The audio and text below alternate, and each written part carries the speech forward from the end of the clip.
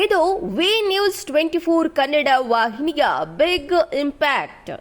ಭ್ರಷ್ಟರಿಗೆ ಸಿಂಹ ಸ್ವಪ್ನ ನಮ್ಮ ವಾಹಿನಿ. ನಿಮ್ಮ ಪ್ರೀತಿ ಬೆಂಬಲದಿಂದಲೇ ನಾವು ಇಂತಹ ಸವಾಲುಗಳನ್ನು ಎದುರಿಸಲು ಸಾಧ್ಯ. ರಾಮಮೂರ್ತಿ ನಗರ ಪೊಲೀಸ್ ಠಾಣೆಯಲ್ಲಿ ನಡೆದಿದ್ದ ಅಕ್ರಮದ ಬಗ್ಗೆ ನಿನ್ನೆಯಷ್ಟೇ ವರದಿ ಮಾಡಿದ್ದ ನಮ್ಮ ವಾಹಿನಿ ಕೇರಳ ಮೂಲದ ರಾಜೀವ್ ಎಂಬ ವ್ಯಕ್ತಿಯನ್ನ ಕಳ್ಳತನದ ಆರೋಪದಲ್ಲಿ ರಾಮಮೂರ್ತಿ ನಗರದ ಪೊಲೀಸ್ ಅಧಿಕಾರಿಗಳು ಬಂಧಿಸಿದ್ರು ಮತ್ತು ಈ ವ್ಯಕ್ತಿಗೆ ಸಂಬಂಧಪಟ್ಟ ಫಾರ್ಚುನರ್ ಕಾರನ್ನು ಸಹ ವಶಕ್ಕೆ ತೆಗೆದುಕೊಂಡಿದ್ರು. ಆದರೆ ಬಂಧಿಸಿದ್ದ ವ್ಯಕ್ತಿಯನ್ನ ಸುಮಾರು 8 ದಿನ ಕಳೆದರೂ ಸಹ ನ್ಯಾಯಾಲಯಕ್ಕೆ ಹಾಜರುಪಡಿಸದೆ ಕಾನೂನು ಉಲ್ಲಂಘನೆ ಮಾಡಿದ್ರು. ಈ ಬಗ್ಗೆ ನಮ್ಮ ತಂಡ ರಾಜ್ಯ ಮಾನವ ಹಕ್ಕುಗಳ ಆಯೋಗಕ್ಕೆ ದೂರು ನೀಡಿತ್ತು. ಈ ಹಿನ್ನೆಲೆಯಲ್ಲಿ ಮಾನವ ಹಕ್ಕುಗಳ ಆಯೋಗದ ಮಾನ್ಯ ಡಿವೈಎಸ್ಪಿ ಸುಧೀರ್ ಹೆಗಡೆ ಅವರು ದಾಳಿ ನಡೆಸಿದ್ರು. ಈ ಬಗ್ಗೆ ವಿಚಾರಣೆ ನಡೆಸಿದ ಅಧಿಕಾರಿಗಳು ರಾಮಮೂರ್ತಿ ನಗರ ಠಾಣೆಯ ಸಹಾಯಕ ಸಬ್ ಇನ್ಸ್ಪೆಕ್ಟರ್ ಗುಣಶೇಖರ್ ಮತ್ತು ಅಲ್ಲಿನ ಹೆಡ್ ಕಾನ್ಸ್ಟೇಬಲ್ ಧನರಾಜ್ ನಾಯಕ್ ಮತ್ತು ಅಲ್ಲಿನ ಕಾನ್ಸ್ಟೇಬಲ್ಗಳಾದ ಸಿದ್ದರಾಮು, ಸುನೀಲ್ ಎಂಬುವವರನ್ನ ಮಾನ್ಯ ಡಿಸಿಪಿ ದೇವರಾಜ್ ಅವರು ಸೇವೆಯಿಂದ ಅಮಾನತು ಮಾಡಿದ್ದಾರೆ. ಈ ಮೂಲಕ ನಮ್ಮ ವಾಹಿನಿಯಿಂದ ಆ ವ್ಯಕ್ತಿಗೆ ಸಿಕ್ಕ ಜಯ ಅನ್ನುವುದಕ್ಕಿಂತ ಹೆಚ್ಚಾಗಿ ನ್ಯಾಯ ಎನ್ನಬಹುದು. ಇದು ನಮ್ಮ ವಾಹಿನಿಯ ಬಿಗ್ ಇಂಪ್ಯಾಕ್ಟ್.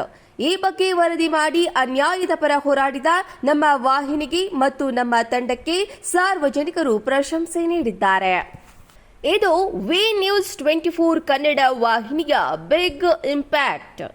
ಭ್ರಷ್ಟರಿಗೆ ಸಿಂಹ ಸ್ವಪ್ನ ನಮ್ಮ ವಾಹಿನಿ. ನಿಮ್ಮ ಪ್ರೀತಿ ಬೆಂಬಲದಿಂದಲೇ ನಾವು ಇಂತಹ ಸವಾಲುಗಳನ್ನು ಎದುರಿಸಲು ಸಾಧ್ಯ.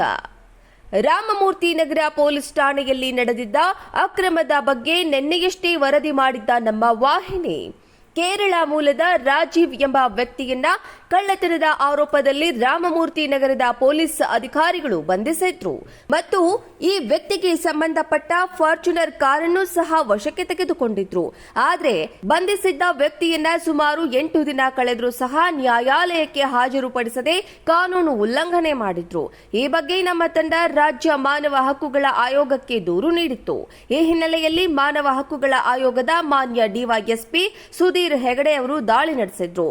ಈ ಬಗ್ಗೆ ವಿಚಾರಣೆ ನಡೆಸಿದ ಅಧಿಕಾರಿಗಳು ರಾಮಮೂರ್ತಿ ನಗರ ಠಾಣೆಯ ಸಹಾಯಕ ಸಬ್ ಇನ್ಸ್ಪೆಕ್ಟರ್ ಗುಣಶೇಖರ್ ಮತ್ತು ಅಲ್ಲಿನ ಹೆಡ್ ಕಾನ್ಸ್ಟೇಬಲ್ ಧನರಾಜ್ ನಾಯಕ್ ಮತ್ತು ಅಲ್ಲಿನ ಕಾನ್ಸ್ಟೇಬಲ್ಗಳಾದ ಸಿದ್ದರಾಮು, ಸುನೀಲ್ ಎಂಬುವವರನ್ನ ಮಾನ್ಯ ಡಿಸಿಪಿ ದೇವರಾಜ್ ಅವರು ಸೇವೆಯಿಂದ ಅಮಾನತು ಮಾಡಿದ್ದಾರೆ.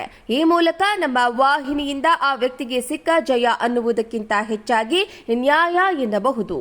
ಇದು ನಮ್ಮ ವಾಹಿನಿಯ ಬಿಗ್ ಇಂಪ್ಯಾಕ್ಟ್. ಈ ಬಗ್ಗೆ ವರದಿ ಮಾಡಿ ಅನ್ಯಾಯದ ಪರ ಹೋರಾಡಿದ ನಮ್ಮ ವಾಹಿನಿಗೆ ಮತ್ತು ನಮ್ಮ ತಂಡಕ್ಕೆ ಸಾರ್ವಜನಿಕರು ಪ್ರಶಂಸೆ ನೀಡಿದ್ದಾರೆ.